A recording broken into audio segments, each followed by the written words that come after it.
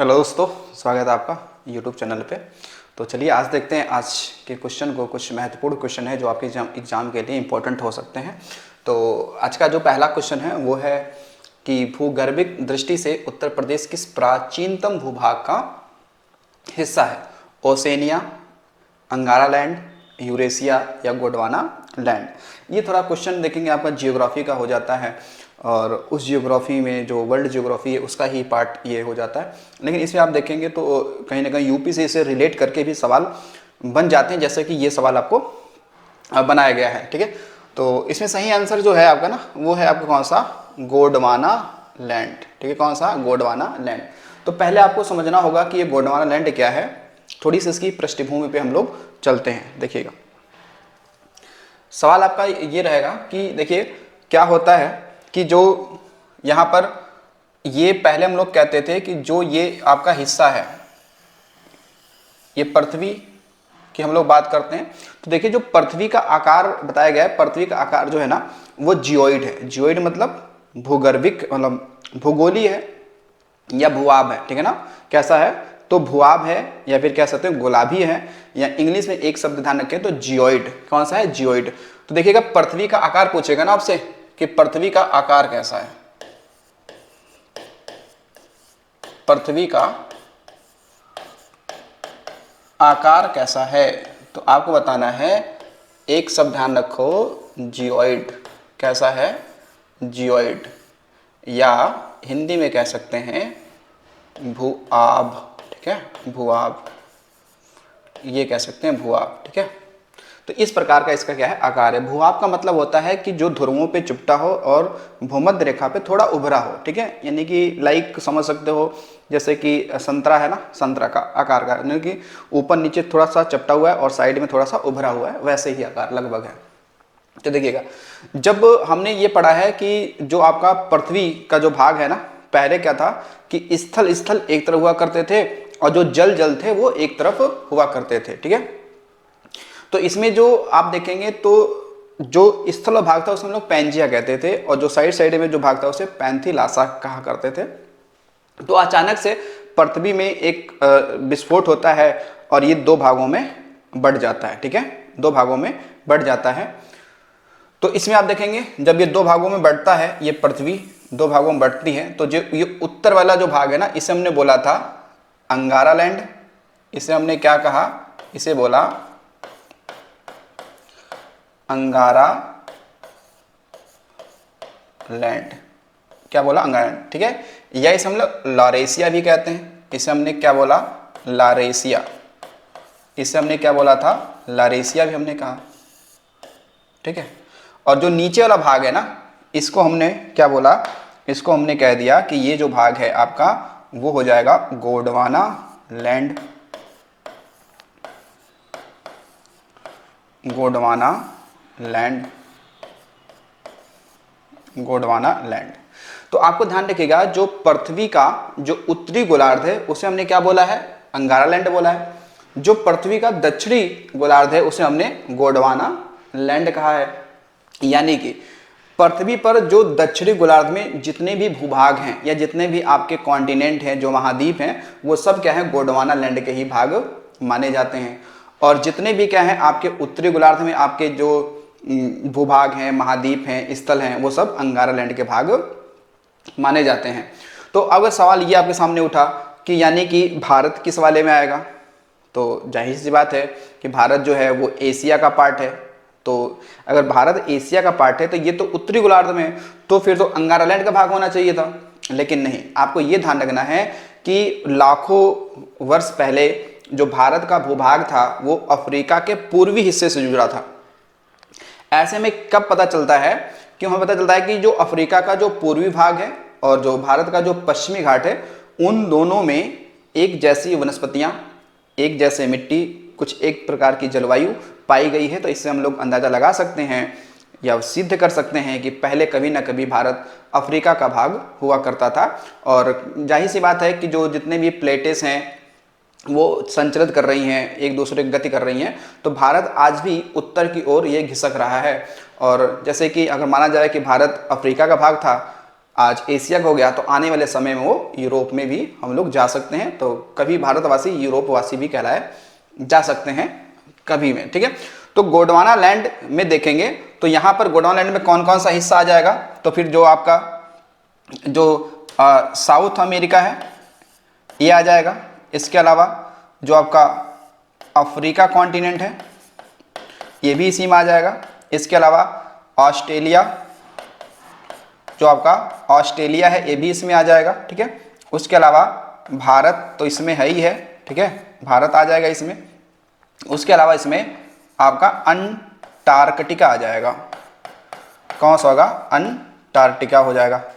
अंगारा लैंड में कौन कौन सा आ जाएगा, तो यहाँ पे आपका हो जाएगा जो आपका नॉर्थ अमेरिका है, ठीक है, नॉर्थ अमेरिका है। इसके अलावा इसमें आप देखेंगे तो यूरेशिया है, यूरेशिया का मतलब हो गया यूरोप और एशिया, यूरेशिया इसमें आ जाएगा, ठीक है। इसके अलावा आप देखेंगे तो इसमें ग्रीनलैंड आ जाएगा, ठीक है ना। तो ये सारे हिस्से इसमें आ जाते हैं। तो यहाँ पर हमने देख लिया कि उत्तर प्रदेश किसका भाग हो जाएगा, तो वो गोंडवाना लैंड का भाग हो जाएगा। चलिए अगला देखिएगा। क्वेश्चन नंबर अगला है कि उत्तर प्रदेश का क्षेत्रफल देश के कुल क्षेत्रफल का कितना परसेंट है। ऑप्शन है 13.55%, 9.44%, 8.44% या 7.33%। तो जो इसका सही आंसर हो जाएगा आपका 7.33%। तो देखिएगा कि यूपी का जो कुल क्षेत्रफल है, कुल क्षेत्रफल वो है 2,40,928 वर्ग किलोमीटर, ठीक है। कितना है, 2,40,928 वर्ग किलोमीटर। इसका अगर हम लोग भारत के कुल क्षेत्रफल का अगर जो हम लोग निकालेंगे तो वो कितना आएगा, 7.33% आएगा। उसके अलावा उत्तर प्रदेश देश का चौथा सबसे बड़ा राज्य है, ठीक है। किसमें, तो क्षेत्रफल में। किसमें है, तो क्षेत्रफल में। तो देखिएगा कौन कौन से आ जाएंगे इसमें। तो पहला तो हो जाएगा कौन सा, आपका राजस्थान हो जाएगा, ये तो सबसे बड़ा है। इसके बाद में आपका मध्य प्रदेश हो जाएगा, थर्ड पर महाराष्ट्र हो जाएगा, महाराष्ट्र हो जाएगा, ठीक है। और फोर्थ पर आपका उत्तर प्रदेश हो जाएगा, ठीक है, उत्तर प्रदेश। तो मैंने आपने पढ़ा ना कि क्षेत्रफल की दृष्टि से जो उत्तर प्रदेश है ये चौथा सबसे बड़ा राज्य है। किसके बाद में, तो राजस्थान, मध्य प्रदेश, महाराष्ट्र और उत्तर प्रदेश, ठीक है।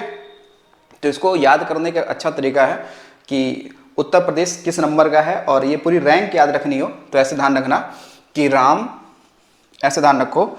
ये थोड़ी सी अगर ट्रिकी थोड़ी बात कर लें, ठीक है, ऐसे अगर थोड़ी सी ट्रिक की बात कर लें, ट्रिक की बात कर लेते हैं तो इसमें देखिए ऐसे ध्यान रखो आप कि राम महान है, कहाँ, तो यूपी में है राम महान, है नहीं। तो अब देखो इसमें आप देखो रा से क्या हो गया, रा से हो गया राजस्थान हो गया, नहीं, और मैं से क्या हो गया, मध्य प्रदेश हो गया, ठीक है। इससे क्या हो गया आपका मध्य प्रदेश हो गया, ठीक है। और महान से क्या हो गया, महाराष्ट्र हो गया, नहीं, महाराष्ट्र हो जाएगा। और यूपी से अब तक उत्तर प्रदेश हो ही गया, ठीक है ना। तो आप ऐसे भी ध्यान रख सकते हैं कि राम महान है कहाँ, यूपी में। तो रास हो गया राजस्थान, मस हो गया मध्य प्रदेश, महान हो गया महाराष्ट्र और यूपी हो गया। तो यानी कि ये चार क्या हैं, बड़े राज्य हैं क्षेत्रफल में हमारे भारत के, ठीक है। तो ये भी आपको ध्यान रखना है। कितना है, तो 7.33%। ये बहुत इंपॉर्टेंट है, आपको ध्यान रखना। चलिए अगला क्वेश्चन देखिएगा। क्वेश्चन अगला है कि उत्तर प्रदेश का वह जिला जो नेपाल और बिहार दोनों से सीमा साझा करता है, महाराजगंज, देवरिया, कन्नौज, गाजीपुर। तो जो सही आंसर है आपका वो तो हो जाएगा महाराजगंज हो जाएगा, ठीक है। तो देखिए, तो नेपाल से यूपी के कितने जिले सीमा लगाते हैं? तो लगाते हैं कितने? 7। बिहार से यूपी कितने जिले लगे हैं? तो भी लगे हैं कितने? 7 लगे हैं। कितने लगे हैं? 7 लगे हैं। ठीक है, तो यहां से हम लोग देख लेते हैं कि नेपाल से यूपी के कौन कौन से जिले लगे हैं, वो ध्यान रखते हैं। तो शुरुआत कहां से होती है? शुरुआत होती है पीलीभीत से होती है। ठीक है, पीलीभीत। अच्छा, पीलीभीत एक ऐसा जिला है जो नेपाल के साथ साथ में उत्तराखंड, इन दोनों से भी क्या लगाता है? दोनों से भी ये सीमा लगाता है। जैसे आपने देखा कि महाराजगंज नेपाल और बिहार से सीमा लगाता है, सेम वैसे ही जो पीलीभीत है ये नेपाल और आपका उत्तराखंड दोनों से सीमा साझा करता है। पीलीभीत के बाद में आपका कौन सा है? तो खीरी, यानी वही लखीमपुर खीरी जो यूपी का सबसे बड़ा जिला है क्षेत्रफल में। उसके अलावा कौन सा होगा? तो बहराइच, जहाँ पर सैयद सलार का मेला लगता है बहराइच में। इसके बाद में श्रावस्ती। उसके बाद में आप देखेंगे तो बलरामपुर, ये बलरामपुर वही है जहाँ पे देवी पाटन का मेला लगता है। इसके अलावा सिद्धार्थ नगर, इसके अलावा क्या है? सिद्धार्थ नगर जो गौतम बुद्ध के बचपन का नाम था। और सिद्धार्थ नगर के बाद में आप देखेंगे तो कौन सा हो जाएगा? लास्ट हो गया कौन सा? तो महाराजगंज। कौन सा हो जाएगा? महाराजगंज हो जाएगा। तो ये 7 जिले हो गए। ठीक है, ये 7 जिले हो गए जो यूपी के, जो नेपाल से अपनी सीमा लगाते हैं या अंतर्राष्ट्रीय सीमा लगाते हैं, ये भी कह सकते हैं। बाकी 7 जिले इधर देखिएगा जो किससे लगे हुए हैं? जो लगे हैं बिहार से। ठीक है, तो कौन कौन से हो गया? तो एक कौन हो गया? महाराजगंज हो गया। इसके अलावा कुशीनगर हो गया। इसके अलावा देवरिया हो गया। इसके अलावा आप देखेंगे तो बलिया हो गया। बलिया के बाद में देखेंगे तो हम लोग कह सकते हैं गाजीपुर है। गाजीपुर के बाद देखेंगे तो चंदौली है।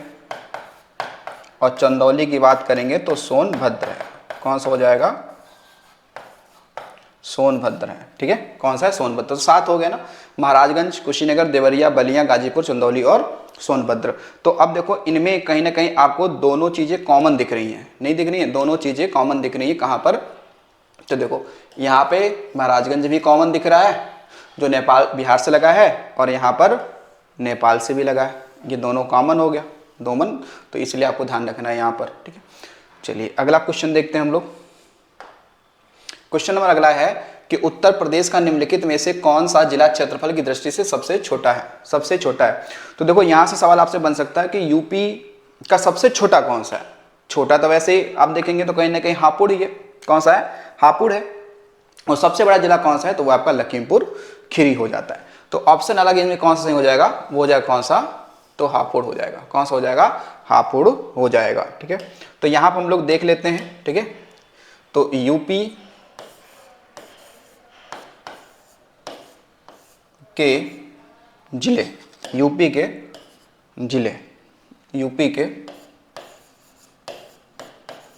जिले किसमें? तो क्षेत्रफल में। कैसे? तो क्षेत्रफल में। ठीक है, तो पहले देखिएगा, पहले देखेंगे सबसे बड़े वाले और फिर देखेंगे छोटे वाले। ठीक है,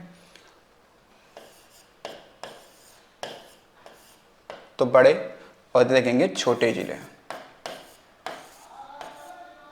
छोटे, तो बड़े जिलों की बात करते हैं। तो देखो बड़े जिलों में कौन कौन आ जाएंगे? पहला होगा आपका कौन सा? लखीमपुर खीरी। लखीमपुर खीरी ये सबसे बड़ा जिला है। ठीक है, इससे अगर देखा जाए, जो छोटा जिला अगर देखा जाए तो इससे जो छोटा आता है वो कौन है? सोनभद्र। यानी कि यूपी का दूसरा सबसे बड़ा जिला कौन सा है? सोनभद्र। सोनभद्र के बाद में कौन आ जाएगा? हरदोई। और हरदोई के बाद कौन आ जाएगा? तो सीतापुर आ जाता है। ठीक है, कौन आता है?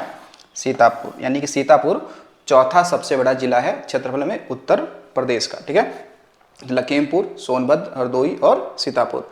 और छोटों की मैं नहीं, छोटे जिलों में अगर बात की जाए तो यहाँ पर देखिएगा तो यहाँ पे कौन आ जाएगा, तो पहले नंबर पे यानी सबसे छोटा जिला कौन सा है, हापुड़। कौन सा है, हापुड़। ठीक है, हापुड़ है। हापुड़ के बाद में आपको मिलेगा कौन, गाजियाबाद। ठीक है, गाजियाबाद। गाजियाबाद के बाद में कौन है, तो आपको मिलेगा भदोही। कौन सा है, भदोही। और भदोही जिले को हम लोग और किस नाम जानते हैं, तो संत रविदास नगर भी कहते हैं। इसे हम लोग और क्या कहते हैं, तो इसे कहते हैं संत रविदास नगर। संत रविदास नगर भी कहते हैं।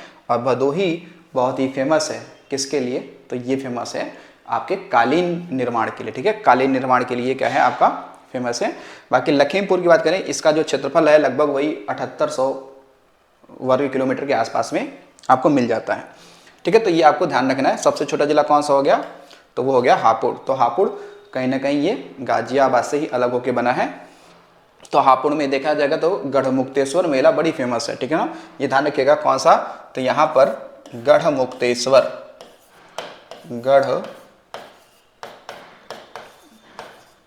गढ़मुक्तेश्वर मेला बड़ी फेमस है यहाँ का। कहाँ लगता है, तो हापुड़ में ही लगता है। ठीक है, इसके अलावा देखिएगा, निम्न में से किस देश की सीमाएं उत्तर प्रदेश से मिलती हैं। ठीक है, निम्न में से किस देश की सीमाएं उत्तर प्रदेश से मिलती हैं, तो उत्तर प्रदेश से मिलती हैं तो देखो चीन, भूटान, नेपाल और बांग्लादेश। तो आप देखेंगे तो वो कितना है, वो कौन है, तो वो है नेपाल। ये है ना नेपाल। तो देखिए नेपाल की कुल सीमा भारत से कितनी लगती है, तो वो लगती है कितना, तो 1751 किलोमीटर। ठीक है, कितनी, 1751 किलोमीटर। और कुल 5 राज्यों से लगती है। कितने, 5 राज्यों से। वो 5 राज्य कौन है, तो आप देखेंगे तो यूके है यानी उत्तराखंड है, फिर यूपी है, फिर बिहार है, फिर वेस्ट बंगाल है, और फिर आपका सिक्किम है। ठीक है, कौन है, सिक्किम है। कौन है, तो सिक्किम है। आपको ध्यान रखना कौन सा है, सिक्किम है। तो अब इसमें पूछा है ना कि नेपाल से उत्तर प्रदेश सीमा तो लगती है। ठीक है, तो यूपी, ध्यान रखना यूपी की सीमा, यूपी की सीमा नेपाल से कुल 579 किलोमीटर की लगती है। कितनी, 579 किलोमीटर की लगती है सीमा। आपको ध्यान ना कि कितनी, कुल 579 किलोमीटर की सीमा यूपी से लगती है। ठीक है, और कितने जिले हैं, तो हमने पढ़ा 7 जिले हैं ना, तो कितने, तो जिले कितने हैं, अगर जिले पूछा जाए कि जिलों की बात की जाए तो जिले कितने हैं, तो 7। कौन से 7, वो कौन 7 जिले, तो पीछे में पढ़ चुके हैं कौन कौन से थे, तो पीलीभीत था, लखीमपुर था, श्रावस्ती था, उसके अलावा बलरामपुर था, सिद्धार्थनगर था, महाराजगंज था। तो ये आपके 7 जिले थे जो यूपी की सीमा किससे लगती है, नेपाल से लगती है। ठीक है, अच्छा नेपाल को ध्यान रखो, तो नेपाल के बारे में ध्यान रखना कि नेपाल को हम लोग क्या कहते हैं, इसे कहते हैं water tank, water tank of India कहते हैं। वाटर टैंक ऑफ इंडिया, यानी वाटर टैंक ऑफ इंडिया क्यों कहते हैं, कि नेपाल से बहुत सारी नदियां निकलती हैं और हमारे भारत की तरफ वो प्रवाहित होती हैं, तो इसलिए हम लोग नेपाल को वाटर टैंक ऑफ इंडिया के नाम से भी जानते हैं। ठीक है, बाकी नेपाल का जो राष्ट्रगान लिखा गया था वो प्रदीप राय द्वारा लिखा गया था, तो ध्यान रखिएगा। तो नेपाल का जो राष्ट्रगान है, राष्ट्रगान, वो प्रदीप राय द्वारा लिखा गया था। ठीक है, तो ये भी आपको ध्यान रखना। चलिए अगला देखते हैं, अगला क्वेश्चन आपका कौन सा है। अगला क्वेश्चन है कि पश्चिम में कौन सी नदी काफी हद तक उत्तर प्रदेश की सीमा का निर्धारण करती है? चंबल, केन, गंगा, यमुना। तो हालांकि इसमें सही आंसर क्या हो जाएगा? सही आंसर कौन सा है? यमुना नदी। ठीक है, तो हमने पढ़ा है कि यमुना नदी का जो उद्गम है वो उत्तराखंड में जो यमुनोत्री ग्लेशियर के बंदर पूंछ से इसका उद्गम होता है। ठीक है, तो यमुना नदी की बात करें तो यमुना नदी का जो उद्गम है, उद्गम ये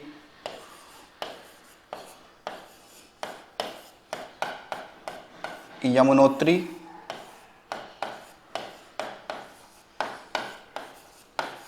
ग्लेशियर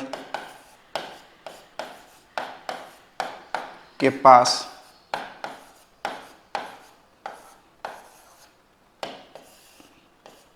बंदर पूंछ से। ठीक है, और ये यमुनोत्री ग्लेशियर है कहाँ पे? तो ये उत्तराखंड में है। ठीक है, ये यमुनोत्री ग्लेशियर पूछ ले कहाँ पे है, तो बताना है ये कहाँ पे है, तो ये उत्तराखंड में है। ठीक है, ये कहाँ पे है? ये उत्तराखंड में हो जाएगा। उसके अलावा देखिएगा जो यमुना नदी है इसके संदर्भ में ध्यान रखना कि यमुना नदी यूपी के सहारनपुर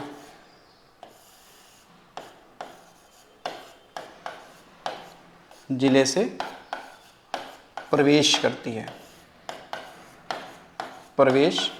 करती है और कहाँ पर? तो प्रयागराज में जाकर ये गंगा नदी से मिल जाएगी। ठीक है, प्रयागराज में जाके ये गंगा नदी से मिल जाती है। ठीक है, उसके अलावा देखिएगा यमुना नदी देखा जाए तो यमुना नदी ये यूपी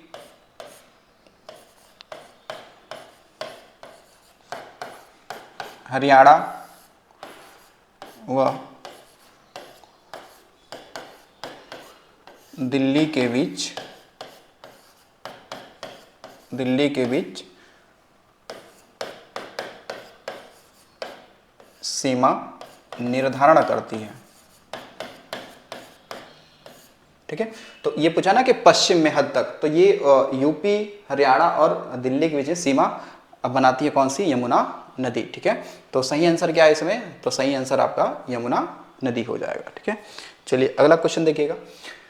सोनभद्र जिले को स्पर्श करती हैं 2 राज्यों की सीमाएं, 3 राज्यों की सीमाएं, 4 राज्यों की सीमाएं, 5 राज्यों की सीमाएं। तो हालांकि सही आंसर इसमें क्या है आपका? वो है 4 राज्यों की सीमाएं।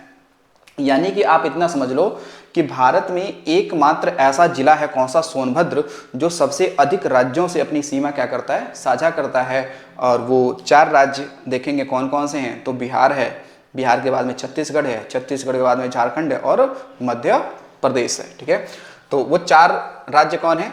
तो 4 राज्यों को ध्यान दो। तो 4 राज्य में देखेंगे, एक तो आ जाएगा कौन सा? बिहार है, इसके अलावा झारखंड है, इसके अलावा छत्तीसगढ़ है, फिर मध्य प्रदेश है। ठीक है, तो यानी कि भारत का एकमात्र राज्य जो सबसे अधिक राज्यों सीमा लगाता है वो कौन सा? आपका सोनभद्र है। ठीक है, तो सोनभद्र जिला, ध्यान रखें कि सोनभद्र जिला ये क्या है? भारत का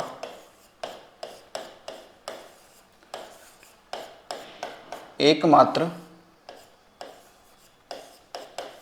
जिला जो सर्वाधिक राज्यों से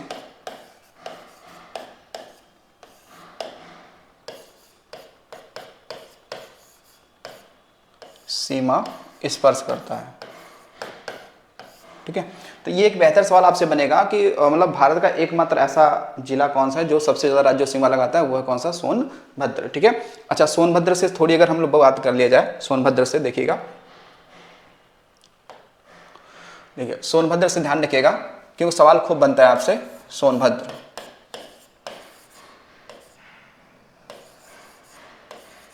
सोनभद्र तो सोनभद्र सवाल आपसे ये खूब बनाएगा कि सोनभद्र ये यूपी का सर्वाधिक वन पाया जाता है, ठीक है। उसके अलावा यहाँ पे सर्वाधिक आपको क्या मिलेंगी, जनजातियाँ आपको यहाँ मिलेंगी, ठीक है। इसके अलावा सर्वाधिक आपके यहाँ पे खनिज संसाधन भी पाए जाएंगे, ठीक है। यहाँ पे सर्वाधिक आपके खनिज संसाधन आपके होंगे, सर्वाधिक खनिज संसाधन आपके मिलते हैं। इसके अलावा सोनभद्र में आप देखेंगे तो सोनभद्र में कह सकते हैं कि सर्वाधिक आर्द्र भूमियाँ भी आपको यहीं मिलेंगी, यानी जिसे आप लोग वेट लैंड भी कहते हैं, सर्वाधिक आर्द्र भूमि।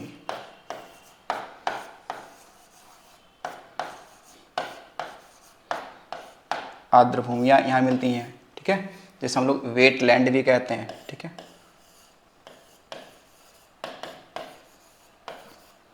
वेटलैंड कहते हैं, ठीक है। इसके अलावा आप देखेंगे सोनभद्र में कहीं ना कहीं आपको एक हिंडाल्को कंपनी मिल जाएगी, ठीक है। हिंडाल्को कंपनी जो कहाँ पे है, रेणुकूट क्षेत्र में, रेणुकूट क्षेत्र में, ठीक है। यूएसए के सहयोग से ये बनाया गया था, ठीक है। तो ये इसका पूरा जो फुल फॉर्म है वो है हिंदुस्तान, ठीक है, क्या है, हिंदुस्तान एल्युमिनियम लिमिटेड कंपनी, ठीक है ना। ये इसका क्या है, पूरा फुल फॉर्म है, ठीक है। बाकी सोनभद्र देखेंगे, सोनभद्र में ही आप देखेंगे तो यहीं पर गोविंद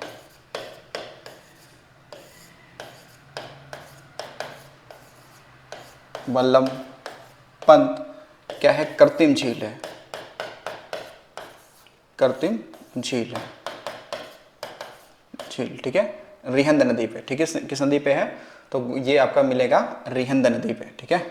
ये झील कहाँ है, तो रिहंद नदी, तो रिहंद नदी सोन की क्या है, सहायक है, ठीक है। तो ये आपको ध्यान देना है। चलिए अगला देखिएगा। अगला क्वेश्चन आपका हो जाएगा कि उत्तर प्रदेश का सबसे पूर्वी शहर निम्नलिखित में से कौन सा है, बलिया, आजमगढ़, बाराबंकी या बस्ती। तो सही आंसर क्या है आपका, बलिया, ठीक है। ऐसे आप ध्यान रखो कि उत्तर प्रदेश के अगर 4 जिलों की हम लोग बात करते हैं, सबसे पूर्वी पश्चिमी जिलों की बात करें तो सबसे पूर्वी जिला कौन सा आपका है, वो है कौन सा, बलिया, कौन सा है, बलिया। सबसे पश्चिमी जिला कौन सा है, तो सबसे पश्चिमी जिला आपका है शामली। उसका सबसे उत्तरी जिला कौन सा है, तो वो है आपका सहारनपुर, कौन, सहारनपुर। और सबसे दक्षिणी जिला कौन है, तो वो आपका हो जाएगा सोनभद्र, कौन सा हो जाएगा, सोनभद्र। तो आपको ये ध्यान रखना है। अब देखो ये सहारनपुर से बताया ना कि यहाँ से यमुना नदी यूपी में क्या करती है, प्रवेश करती है, ठीक है। बलिया में गंगा नदी यूपी से निकलकर बिहार चली जाती है। सोनभद्र में सोन नदी इंटर करती है, जो अमरकंटक की पहाड़ियों से निकलती है सोन नदी। शामली एनसीआर में शामिल होने वाला सबसे नवीनतम यानी कि 8वां जिला भी है, ठीक है, ध्यान रखिएगा। उसके अलावा देखिएगा ये बड़ी अच्छा सवाल बनेगा आपसे यहाँ वाला, ठीक है। जो आजमगढ़ है ना, आजमगढ़, ये ब्लैक पॉटरी के लिए जाना जाता है, ठीक है। ये ब्लैक पॉटरी,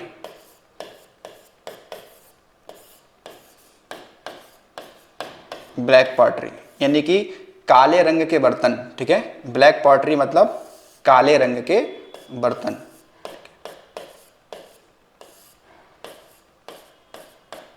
काले रंग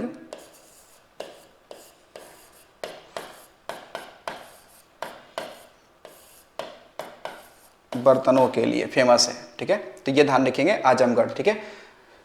उसके अलावा बाराबंकी, में आपने पढ़ा ही था कि यहाँ पे क्या होता है, अफीम की खेती, अफीम की खेती, ठीक है, बड़ी फेमस है, अफीम की खेती के लिए फेमस है, ठीक है।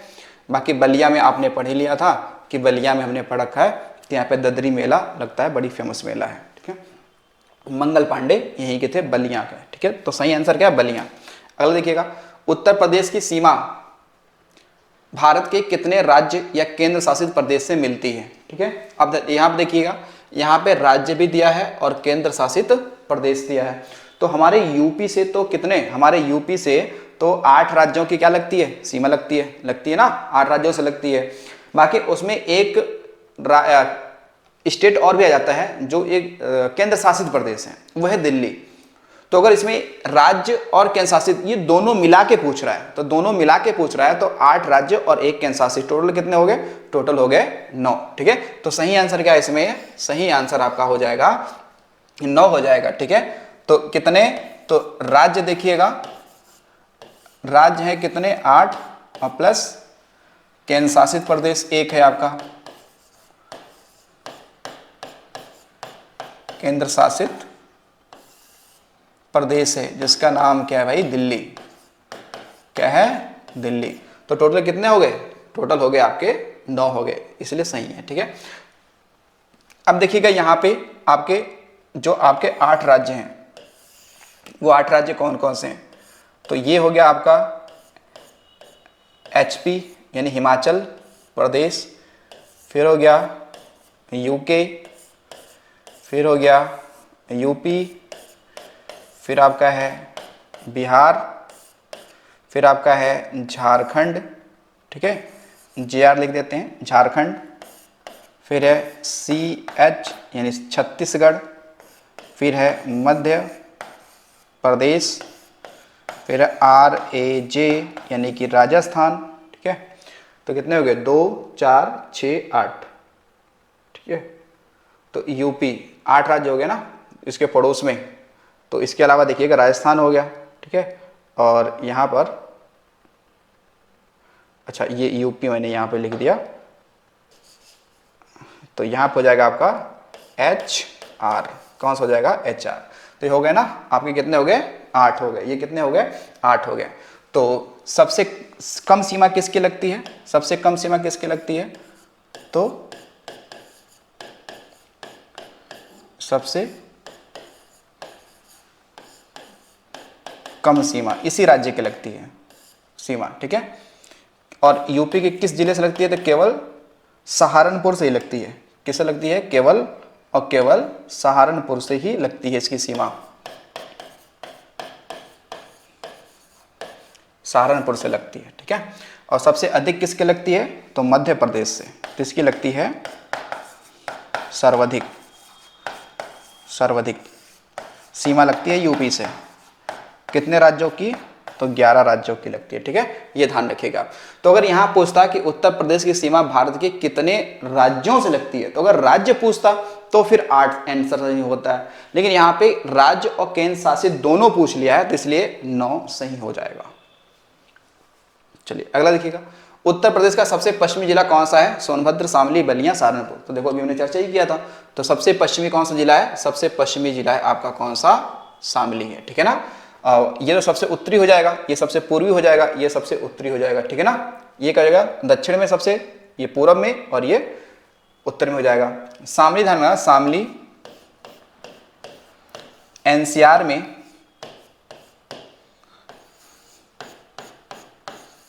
शामिल होने वाला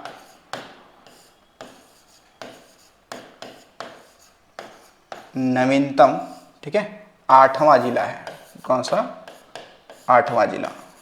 यानी कि NCR में कुल कितने जिले शामिल हैं, तो NCR में कुल आपके 8 जिले शामिल हैं, और 8वां कौन सा है, तो वो कौन सा है, शामली है, जो 2017 में शामिल हुआ था, ठीक है।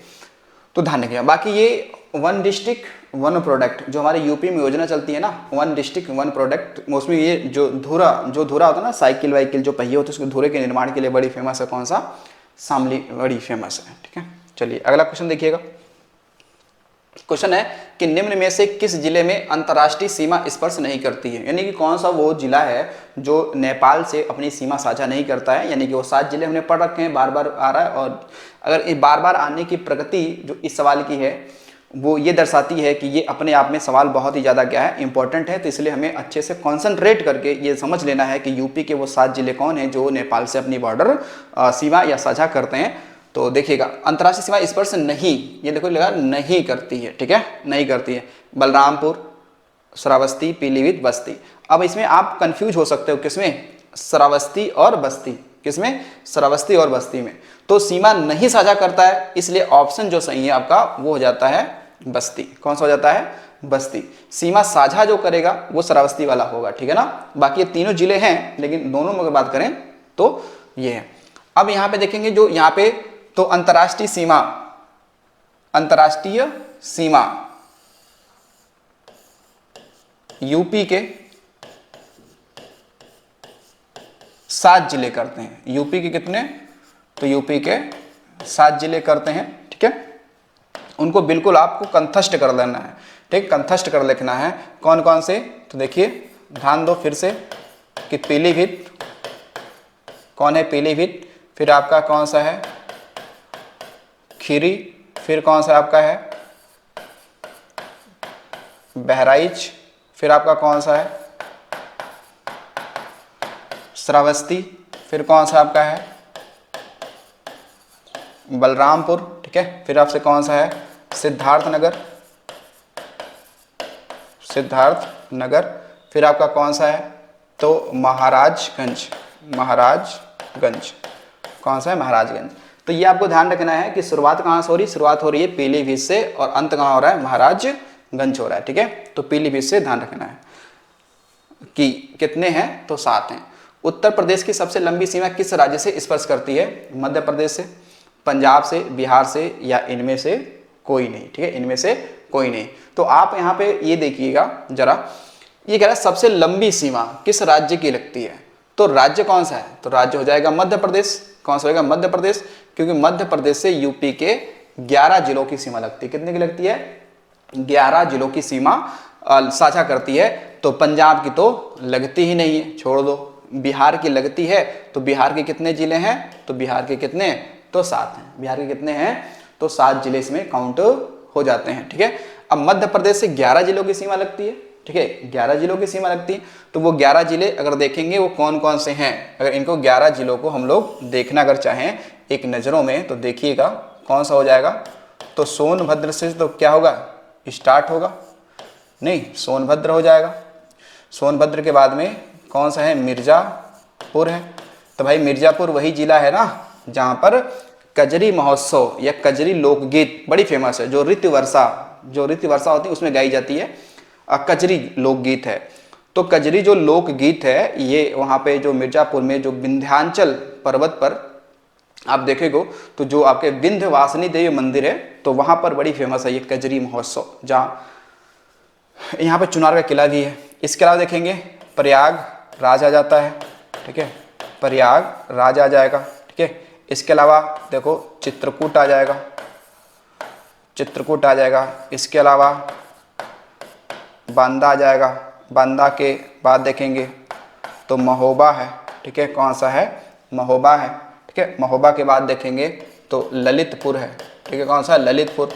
और ललितपुर तो बड़ी फेमस है ना, ध्यान रखना कि जो ललितपुर है, ललितपुर यूपी का वो एकमात्र जिला है जहाँ पर यूरेनियम और प्लेटिनम पाया जाता है। उसके अलावा ललितपुर में ही आप देखेंगे तो देवगढ़ का दशावतार मंदिर है, देवगढ़ का दशावतार मंदिर है जो गुप्त काल से संबंध रखता है, और गुप्तकालीन मतलब काफ़ी ज़्यादा प्रसिद्ध मंदिर रहा है आपका देवगढ़ का दशावतार मंदिर, जो कि पंचायतन शैली में निर्मित है, ठीक है, पंचायतन शैली में निर्मित है।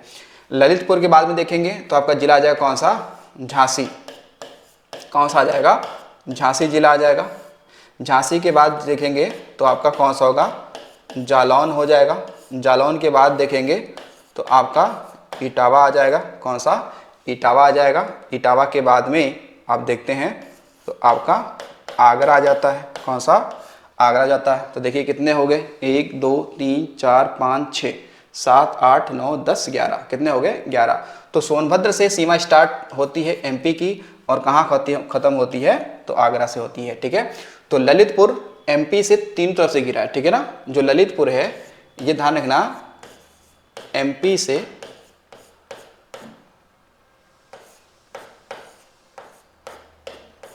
तीनों तरफ से घिरा हुआ है, ठीक है, तीनों तरफ से घिरा हुआ है। चलिए अगला क्वेश्चन देखिएगा। अगला क्वेश्चन है कि उत्तर प्रदेश की न्यूनतम सीमा रेखा से स्पर्श करने वाला राज्य है, मतलब सबसे कम सीमा किस राज्य की लगती है, बिहार की, हिमाचल प्रदेश की, राजस्थान की, हरियाणा की। तो देखिए सबसे कम जो सीमा लगेगी ना वो लगती है किसकी, हिमाचल प्रदेश की, ठीक है। और इसकी केवल एक ही राज्य जिले से लगती है, वो कौन सा है,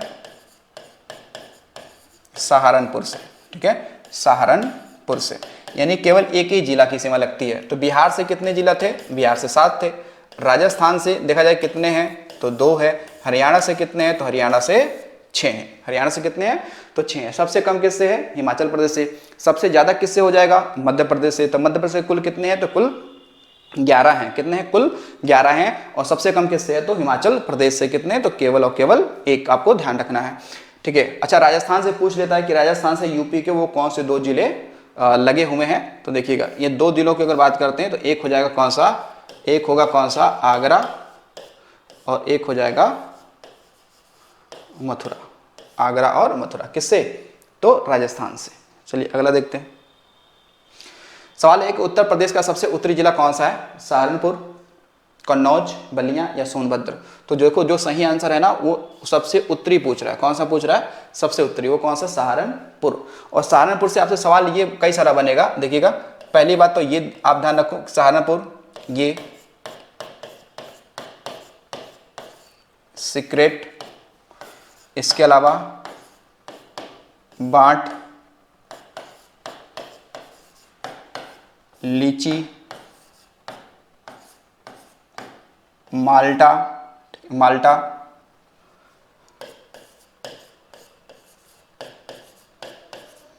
के उत्पादन में ये क्या रखते हैं, तो शीर्ष स्थान। क्या है इसका, तो शीर्ष स्थान है। इसके अलावा देखिएगा सहारनपुर और किसके लिए फेमस है, देखेंगे तो सहारनपुर में आप देखेंगे तो जो लकड़ी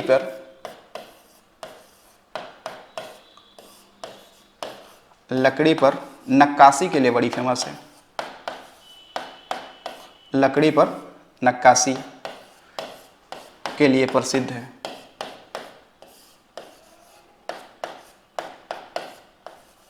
के लिए प्रसिद्ध है, ठीक है।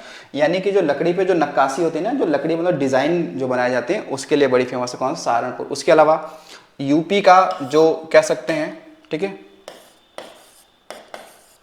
यूपी का एक क्या है आपका पर्वती, एक है पर्वती जिला है, ठीक है, पर्वती जिला है, ठीक है। इसी के कारण क्या है, जिला है, ठीक है। यही एक रीजन है कि यहीं पर यूपी का, ठीक है, सर्वोच्च बिंदु कौन सा होगा, तो सर्वोच्च बिंदु स्थिति का नाम है क्या, अस्मौत चोटी। अस्मौत चोटी जो कितनी हाइट है, 960 मीटर की है। और ये शिवालिक रेंज में है। किस रेंज में है, शिवालिक रेंज में है, ये भी ध्यान रखना है, सहारनपुर शिवालिक रेंज में। बाकी आपने देखा था देवबंद आंदोलन यहीं शुरू हुआ था ना, ये क्या कौन सा आंदोलन था, तो देवबंद जो आपका आंदोलन था यहीं शुरू हुआ था। कब, 1866 में। कब हुआ था, 1866 में। चलिए अगला क्वेश्चन देखिएगा। क्वेश्चन नंबर अगला है, उत्तर प्रदेश का कौन सा क्षेत्र आद्य कल्प की प्राचीन शैलों से निर्मित है। अब देखो यहाँ पे लिखा है ना प्राचीन शैलों से निर्मित है, यानी कि यूपी का वो कौन सा क्षेत्र है जो काफी मतलब प्राचीन है वो। तो देखिएगा बुंदेलखंड, रुहेलखंड, शिवालिक या विंध्याचल। तो हमें जाहिर से पता है कि जो बुंदेलखंड वाला क्षेत्र है, जो गोंडवाना लैंड का एक भाग है, वो वाला हिस्सा है, वो क्या है आपका, प्राचीन लिखा हुआ है, ठीक है। बाकी शिवालिक देखा जाए तो ये नवीन पर्वत श्रृंखलाएं हैं, यानी कि फोल्ड माउंटेन के हिस्से के माने जाते हैं। रुहेलखंड ये बरेली वाला क्षेत्र है ना यूपी में। शिवालिक रेंज हमारे यूपी में है कि नहीं है? कहेंगे हाँ है। जो आपका सहारनपुर है वो शिवालिक रेंज ही तो है, शिवालिक रेंज ही है। विंध्याचल का विस्तार हमारे यूपी में है कि नहीं है? कहेंगे हाँ है भाई, मिर्जापुर का क्षेत्र विंध्याचल क्षेत्र में ही तो आता है, तो मिर्जापुर का क्षेत्र, ठीक है। तो विंध्याचल देखेंगे तो हमारे यूपी में कहाँ है? तो मिर्जापुर, मिर्जापुर में क्या है? विस्तार है, विस्तार, मिर्जापुर में विस्तार है किसका? विंध्याचल का। मिर्जापुर में आपको मिलेगा क्या? विंध्यवासिनी, विंध्यवासिनी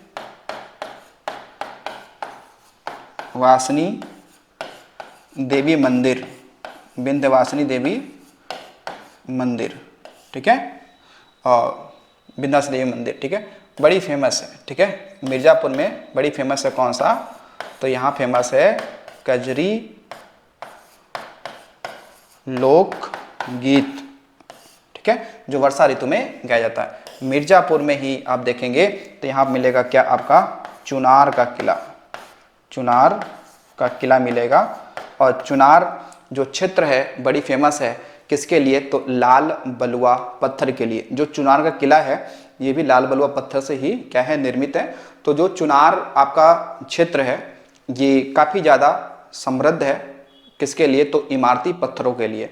और लाल बलुआ पत्थरों को हम लोग क्या कहते हैं? इमारती पत्थर ही तो कहते हैं। और जो आपका चुनार का क्षेत्र है या फिर कह सकते हैं आपके जो मिर्जापुर है ये आपके गंगा नदी के किनारे स्थित है। और यूपी में सबसे अधिक, मतलब यूपी में कह रहे हैं, यूपी में सबसे अधिक जो डॉल्फिन, जो जलीय जीव है वो मिर्जापुर वाले क्षेत्र में ही पाई जाती है। और जो डॉल्फिन है वो एक मछली नहीं है, एक मत्स्य वर्ग में नहीं आती है। डॉल्फिन एक स्तनधारी यानी मैमल्स वर्ग का क्या है? प्राणी है। और उत्तर प्रदेश ने अपना जो राजकीय जो जलीय जीव घोषित किया है वो किसे घोषित किया है? डॉल्फिन को किया है। कौन से डॉल्फिन? गैंगेटिक डॉल्फिन, यानी वो डॉल्फिन जो गंगा नदी में पाई जाती है। डॉल्फिन तो वैसे कई नदियों में पाई जाती है, लेकिन जो हमारा राष्ट्रीय या फिर जो राजकीय जो जलीय जीव है वो गंगेटिक डॉल्फिन है, ठीक है, गंगेटिक डॉल्फिन है। वैसे डॉल्फिन बिहार में ज़्यादा पाई जाती हैं, भागलपुर वाले क्षेत्र में, लेकिन यूपी में कहाँ? तो मिर्जापुर में। तो देखिए अगला क्वेश्चन है हमारा, कौन सा उत्तर प्रदेश का निम्नलिखित में से कौन सा जिला दक्षिण के पठारी भाग के अंतर्गत नहीं आता है? आपको ये बताना है। अच्छा देखो यहाँ पे अच्छा सा आपको समझना है, अच्छे से डिटेल समझना है। देखो ये एग्जामिनर की चालाकी हो सकती है कि इन्होंने क्या किया है कि जो नहीं आता है, देखो यहाँ पे इन्होंने क्या किया है, यहाँ पे लिखा है कि उत्तर प्रदेश का निम्नलिखित में से कौन सा जिला दक्षिण के पठारी भाग के अंतर्गत नहीं आता है, वो सेकेंड लाइन में है। ये देखो यहाँ पे ये क्या है? ये सेकंड लाइन में। बच्चा यहाँ तक पहुँचता ही नहीं है, उसे लगता है कौन सा है, ठीक है। पहला ऑप्शन देखेगा जालौन है, लगा देगा, लेकिन आपको ध्यान देना कौन सा नहीं है पूछा है ना, तो इसलिए जो ऑप्शन आपका सही हो जाएगा वो ऑप्शन कौन सा है? वो है आगरा। कौन सा है? आगरा। यानी कि यूपी का दक्षिणी भाग, यानी कि ये आपसे कहीं ना कहीं आपसे कौन पूछ रहा है? यानी कि बुंदेलखंड,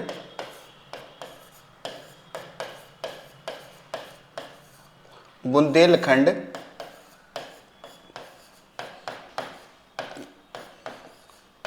के बारे में पूछ रहा है, ठीक है, बुंदेलखंड के बारे में पूछ रहा है। तो जो हमारे यूपी का बुंदेलखंड वाला क्षेत्र है ना वो पठारी है। कैसा है? प्लेट्यू है, यानी कि पठारी क्षेत्र है। तो बुंदेलखंड क्षेत्र में हमने देखा है कि यूपी के 7 जिले आते हैं। कितने जिले आते हैं? यूपी के 7 जिले आते हैं। तो वो 7 जिले हैं कौन कौन से? तो जरा देखिएगा। पहला हम लोग पढ़ लेते हैं, कौन सा है? आपका चित्रकूट है, ठीक है। चित्रकूट के बाद में देखेंगे तो आपको जिला कौन सा है? बांदा भी है, ठीक है, बांदा भी है। उसके अलावा आप देखेंगे तो हमीरपुर भी है, हमीरपुर भी है। हमीरपुर के बाद में आपका महोबा भी आ जाएगा, ठीक है, महोबा भी आ जाएगा। महोबा के बाद में देखेंगे तो ललितपुर, फिर देखिएगा झांसी, और फिर कौन सा है? जालौन। तो ये आपके क्या है? 7 जिले हैं जो बुंदेलखंड रीजन में आते हैं, और ये पठारी हैं। कैसे हैं? ये पठारी हैं।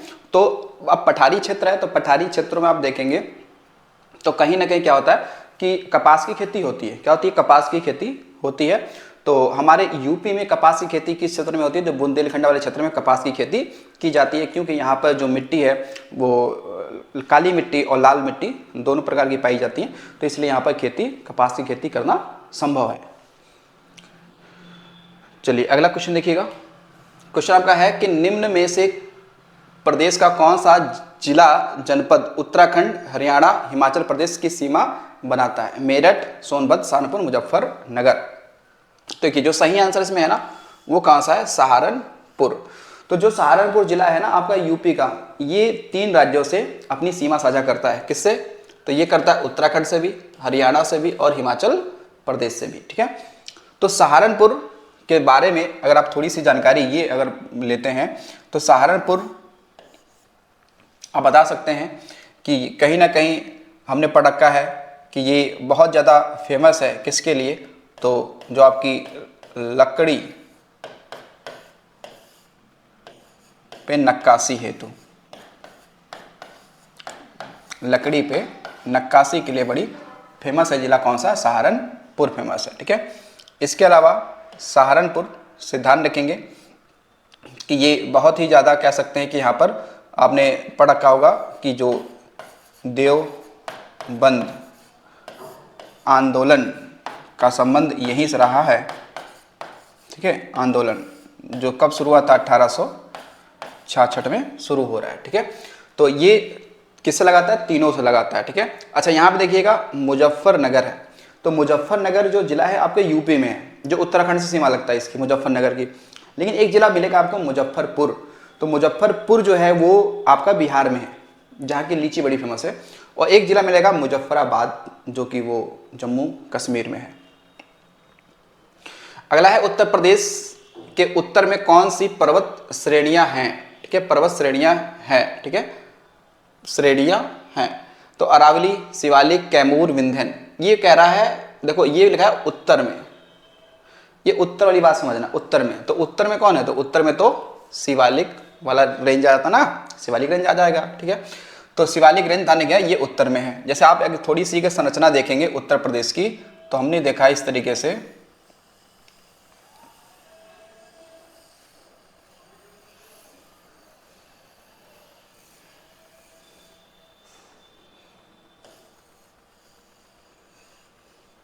ठीक है, ये यूपी के कुछ ऐसी संरचना आपको देखने के लिए मिल जाएगी उत्तर प्रदेश की। तो जो ये वाला रीजन है ना, ये रीजन आप कह सकते हैं, इसमें ये वाला क्षेत्र इतना सा, ये क्षेत्र इस तरीके से यहाँ पर, तो ये थोड़ा सा क्या है आपका शिवालिक रेंज है, शिवालिक रेंज। ठीक है, शिवालिक रेंज। ठीक है, इससे थोड़ी सी नीचे अगर देखेंगे आप इस वाले क्षेत्र में और थोड़ा इस वाले क्षेत्र में,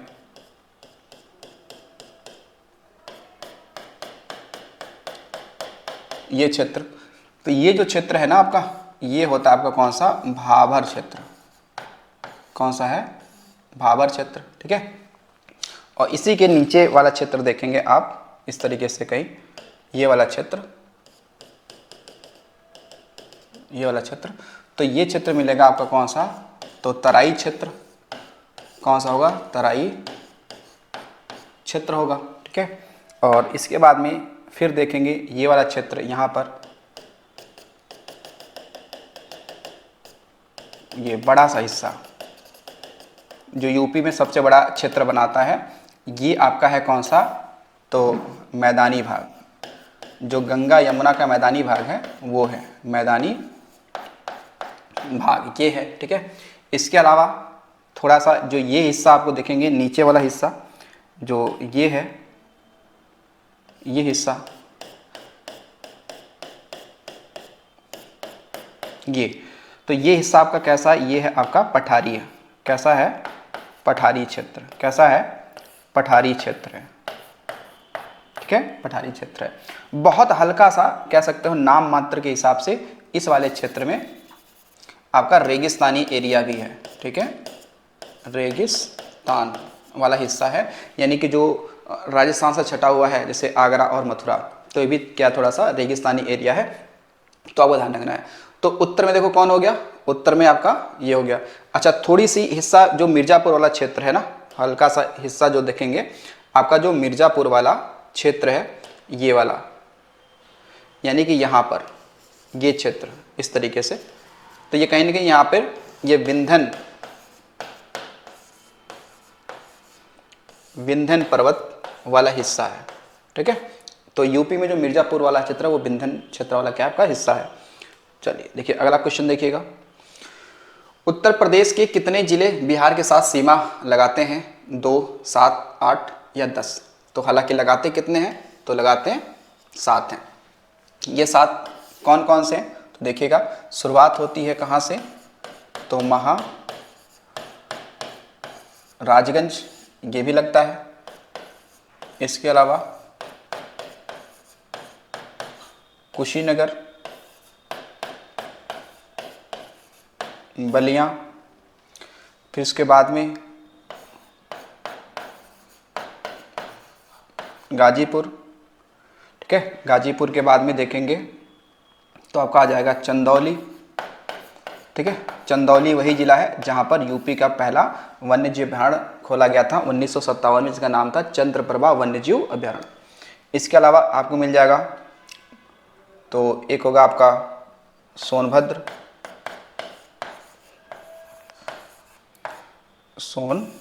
ठीक है। तो कितने हो गए? 3 और 3 कितने हो गए? 6 हो गए। बाकी इसमें एक आपका लग जाएगा देवरिया। कौन सा जिला है? देवरिया। तो बिहार से यूपी के कितने जिले लगते हैं? तो 7 लगते हैं, आपको ये ध्यान रखना है। चलिए अगला देखिएगा, उत्तर प्रदेश के कितने जिले मध्य प्रदेश के साथ सीमा बनाते हैं? 5, 8, 11, 15। तो जो सही आंसर है वो कौन सा आपका? 11 लगाते हैं। वो तो हमने देख ही लिया था 11 कौन कौन से हैं। हमने शुरुआत किया था कहाँ से? सोनभद्र से लेकर। तो सोनभद्र, मिर्ज़ापुर, इलाहाबाद, चित्रकूट, बांदा, महोबा, ललितपुर, झांसी, जालौन, इटावा, आगरा, ये 11 लगते हैं सीमा। ठीक है, किससे? एमपी से, जो सर्वाधिक हैं। क्या है? सर्वाधिक। क्या हो जाएगा आपका? सर्वाधिक। चलिए अगला क्वेश्चन देखते हैं हम लोग। क्वेश्चन नंबर अगला हमारा है 21, उत्तर प्रदेश के दक्षिण में कौन सी पर्वत श्रेणी है? विंध्य, अमरकंटक, कैमूर, अरावली। अब देखो यहाँ पे लिखा है ना, ये लिखा है भाई दक्षिण पूछ रहा है। दक्षिण में कौन सा? उत्तर में कौन था? तो वो शिवालिक था, नहीं था। उत्तर में क्या था? शिवालिक था। दक्षिण में पूछ रहा है, तो इसलिए आपका सही आंसर जो हो जाएगा विंध्य श्रेणी हो जाएगा। कौन सा हो जाएगा? विंध्य श्रेणी हो जाएगा। ठीक है, ध्यान रखिएगा। अब इसके अलावा देखिएगा, जो विंध्य की बात कर रहे हैं, तो विंध्य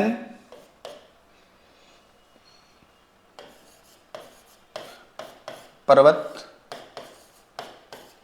की सबसे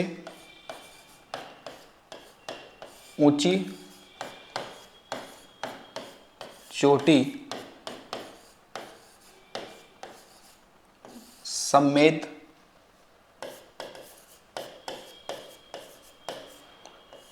शिखर है।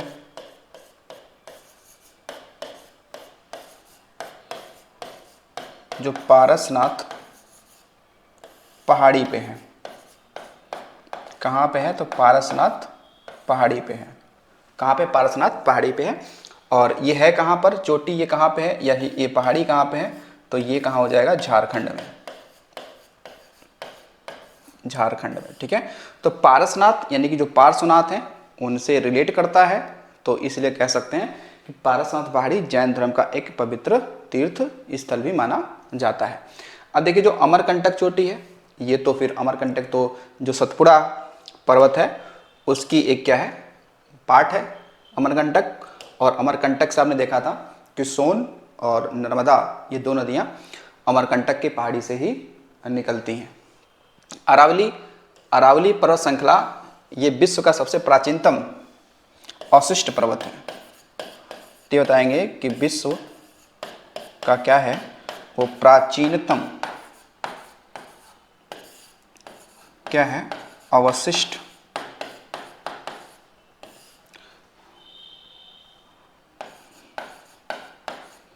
पर्वत है। कैसा है? तो अवशिष्ट है। ठीक है, और अरावली की जो सर्वोच्च बिंदु है वो माउंट आबू पे है, ठीक है। माउंट आबू पर कौन है, तो गुरु शिखर है। कौन है, गुरु शिखर, जो कि हाइट कितनी है 1722 मीटर है। कितना है, 1722 मीटर है। यह आपको ध्यान रखना है, ठीक है। तो माउंट आबू के बारे में बात करें तो माउंट आबू राजस्थान का एकमात्र क्या हिल स्टेशन है, माउंट आबू। और माउंट आबू पे ही आप देखेंगे तो दिलवाड़ा का जैन मंदिर है। कौन सा है, दिलवाड़ा का जैन मंदिर। तो माउंट आबू पे ही क्या मिलेगा आपको,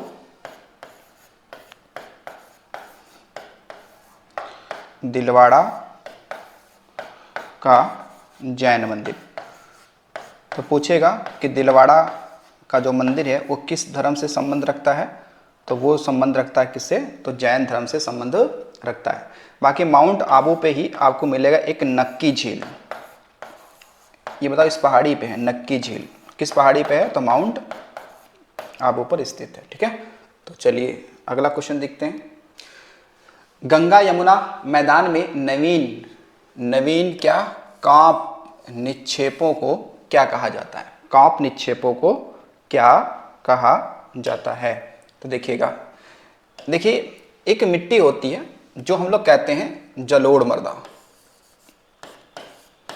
कौन सी होती है, जलोढ़ मृदा, जिसे हम लोग एलुवियल सॉइल भी कहते हैं, जिसे हम लोग एलुवियल सॉइल भी कहते हैं, ठीक है। तो ये जो जलोढ़ मृदा है, ये इसको हम लोग दो भागों में बांटते हैं, इसको दो भागों में बांटते हैं। हालांकि ये काफ़ी क्या होती है, ये काफ़ी उपजाऊ होती है।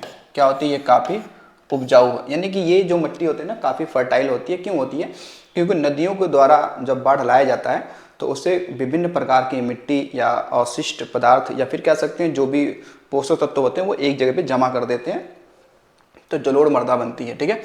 अब जो पुरानी जलोढ़ मृदा होती है, जो पुरानी, और एक होती है कौन सी, तो नवीन। तो जो नवीन मृदा होती है उसे तो हम लोग कहते हैं क्या, खादर, उसे कहते हैं खादर। और जो पुरानी जलोढ़ मृदा होती है उसे हम लोग कहते हैं बांगर, उसे कहते हैं बांगर। तो अगर ये देखोगे इन दोनों में खादर और बांगर, जो बांगर और खादर इन दोनों में उपजाऊ ज़्यादा कौन है, तो वो कौन सी, ये खादर वाली है। कौन सी, खादर वाली है, ठीक है। तो ये जो खादर मृदा है इसी में पाया जाता है कांप निक्षेप। क्या पाया जाता है, कांप निक्षेप, या आप इसे हम लोग कांप मृदा भी कह सकते हैं। इसे हम लोग क्या कह सकते हैं, कांप मृदा भी कह सकते हैं। तो हमारे यूपी में सबसे ज़्यादा हिस्सों पर जिस मृदा का विस्तार है वो कौन सा है, जलोढ़ मृदा है। और केवल यूपी ही क्यों, भारत में सबसे अधिक भूभाग पर जलोढ़ मृदा का ही क्या है, विस्तार पाया जाता है। तो सबसे ज़्यादा भाग पर ये मृदा फैली हुई है और इसकी उपजाऊ जो क्षमता है, जो फर्टिलाइट जो रेट है वो भी क्या है, ज़्यादा है, ठीक है। तो यहाँ पर कांप जो है ना वो कौन सा हो जाएगा, आपका खादर हो जाएगा, ठीक है। कौन सा, खादर। खादर मतलब नवीन जलोढ़ मृदा, ठीक है। चलिए अगला क्वेश्चन देखिए। क्वेश्चन अगला है आपका, उत्तर प्रदेश को कितने भौतिक भागों में विभाजित किया जा सकता है, 2 में, 3 में, 4 में या 6 में, ठीक है। तो इसमें जो सही ऑप्शन है वो कौन सा आपका है, 2 में। किसमें है आपका, 2 में इसे हम लोग भाग सकते हैं। भौतिक भाग है ना, तो वही आप समझो कि मैदानी और पठारी वाले हिस्से में इसको बांट सकते हैं, ठीक है। 2 में बांट सकते हैं, ठीक। तो ये आपका कितना हो जाएगा, 2 हो जाएगा। अच्छा देखो, उत्तर प्रदेश से कुछ चीज़ें आपको ध्यान रखनी है। उत्तर प्रदेश को हम लोग क्या क्या कहते हैं, तो एक ध्यान रखिएगा, उत्तर प्रदेश को हम लोग कहते हैं बौद्ध धर्म का पालना। क्या कहते हैं, यूपी को कहते हैं बौद्ध धर्म का पालना, ये कहते हैं, ठीक है। इसके अलावा यूपी को हम लोग क्या कहते हैं, चीनी का कटोरा कहते हैं, ठीक है, राज्यों में यूपी को। और अगर देश के रूप में देखा जाएगा तो क्यूबा को, किसे, क्यूबा को। देश में अगर देखेंगे तो क्यूबा को, ठीक है। तो उत्तर प्रदेश के संदर्भ में आपको ये चीज़ें ध्यान रखनी है। अगला देखिएगा, उत्तर प्रदेश के कितने जिले उत्तराखंड के साथ सीमा साझा करते हैं? 1, 5, 7 या 2। ठीक है, तो देखिएगा, तो हालांकि इसमें नंबर कितना आएगा, नंबर आएगा कितना, 7, यानी कि 7 जिले यूपी के ऐसे हैं जो नेपाल से भी सीधा साझा करते हैं, उत्तराखंड से भी करते हैं, बिहार से भी करते हैं। तो 7 का रेशियो बड़ी अच्छा है, इसे याद रख सकते हो। देखो 7 के रेशियो से क्या क्या ध्यान रखोगे कि नेपाल से यूपी के कितने जिले लगे हैं, तो 7 लगे हैं। बिहार से कितने लगे हैं, तो 7 लगे हैं। उत्तराखंड से कितने लगे हैं, तो 7 लगे हैं। उसके अलावा बुंदेलखंड क्षेत्र में यूपी के कितने जिले शामिल हैं, तो 7 शामिल हैं। इसके अतिरिक्त उत्तर प्रदेश का क्षेत्रफल भारत के कुल क्षेत्रफल का कितना % है, तो वो 7.33 है। तो ये 7 का जो कॉम्बिनेशन है कई सारे सवाल आपको सही करा सकता है। ठीक है, लेकिन उत्तराखंड से वो 7 जिले हैं कौन, वो भी तो देख लें, वो 7 जिले हैं कौन। तो देखिएगा, पहला तो हो गया कौन सा आपका, सहारनपुर। कौन सा हो गया, सहारनपुर हो गया। इसके अलावा आपका हो गया मुजफ्फरनगर। ये देखो मुजफ्फरनगर हमने लिखा है, मुजफ्फरपुर नहीं है, जो आप इसको गलत कर देंगे। देखिए, फिर उसके बाद में है कौन सा, बिजनौर। तो बिजनौर तो वही जिला है जहाँ से गंगा नदी यूपी में इंटर करती है, या बुक्सा जनजाति यहीं पाई जाती है। उसके अलावा देखिएगा आपको मिलेगा कौन सा, रामपुर। भाई रामपुर वही तो जगह है जहाँ पर कह सकते हो मुस्लिमों का प्रतिशत यहाँ पे ज़्यादा है, संख्या नहीं प्रतिशत। अगर आ जाए कि यूपी का कौन सा जिला है जहाँ पे मुस्लिम समुदाय का प्रतिशत ज़्यादा है, वो रामपुर है। ठीक है, और रामपुर की चाकू तो फेमस है ही है। इसके अलावा अतिरिक्त ये ध्यान रखना, जैसे हम लोग कहते हैं कि नवाबों का शहर, तो नवाबों का शहर किसे कहते हैं, तो नवाबों को हम लोग शहर कहते हैं लखनऊ को। लेकिन अगर ऑप्शन में आपको कभी ये ना मिल, वहाँ पे लखनऊ ना लिखा मिले, तो आप रामपुर को भी नवाबों का शहर कह सकते हैं। ठीक है, जैसे कि अगर हम लोग नाथ नगरी कहते हैं, तो नाथ नगरी तो वैसे काशी को कहते हैं, बनारस को कहते हैं, लेकिन ऑप्शन में अगर नाथ नगरी आपको न मिले तो फिर आप बरेली को भी लगा सकते हैं। ठीक है, चलिए, रामपुर के बाद में आपका जिला मिलेगा, देखा जाएगा तो वो होगा मुरादाबाद। ठीक है, कौन सा है, मुरादाबाद। तो मुरादाबाद तो बड़ी फेमस है ना, किसके लिए, पीतल के जो बर्तन है उसके लिए। तो मुरादाबाद पीतल के बर्तनों के लिए फेमस है। लेकिन यहाँ से आपका सवाल गलत हो सकता है, इसलिए आपको इंपॉर्टेंस इसको मान के रखना पड़ेगा। क्यों देखिए, जब सवाल आएगा कि पीतल की मूर्तियों के लिए कौन सा जिला फेमस है, तो मथुरा फेमस है। पीतल की मूर्तियों के लिए मथुरा फेमस है। पीतल के बर्तनों के लिए अगर सवाल पूछ जाए तो आपको बताना है कहाँ पे, मुरादाबाद फेमस है। लेकिन अगर सवाल ये हो कि जो पीतल के घुंघरू और जो घंटी हैं, जो मंदिरों में लगते हैं, घुंघरू और जो आपकी घंटी हैं, उसके लिए फेमस जिला है आपका कौन सा, तो एटा। एटा में एक जगह पड़ता है ना, जलेसर। कौन सा, जलेसर। तो जलेसर स्थान बड़ी फेमस है आपके लिए, घुंघरू और घंटी के लिए, पीतल से जो निर्मित होते हैं उसके लिए फेमस है। मुरादाबाद हो गया। मुरादाबाद के बाद में देखिएगा आपका जिला कौन सा आ जाएगा, बरेली। कौन सा आ जाएगा, बरेली। कौन सा है, बरेली। और बरेली में तो पता ही कि बरेली में आप देखेंगे तो वहाँ पे बरेली का एक हिस्सा पड़ता है कौन सा, इज्जतनगर। तो इज्जतनगर में देखेंगे तो भारतीय जो पशु चिकित्सा संस्थान यही मिलेगा, और भारतीय जो पक्षी जो अनुसंधान संस्थान है वो भी आपको इज्जतनगर में मिलेगा। बरेली में आप देखेंगे तो काला इमामबाड़ा के लिए फेमस है ये। बाकी से सुरमा नगरी तो कहते हैं बरेली को। ठीक है, बाकी बरेली को पहले हम लोग रुहेलखंड के नाम से भी जानते थे, रुहेलखंड के नाम से जानते थे। अब बाकी जिला कौन सा, एक बच गया कौन सा, पीलीभीत। तो 7 हो गए ना, देखो 1 2 3 4 5 6 और 7 जिले हो गए।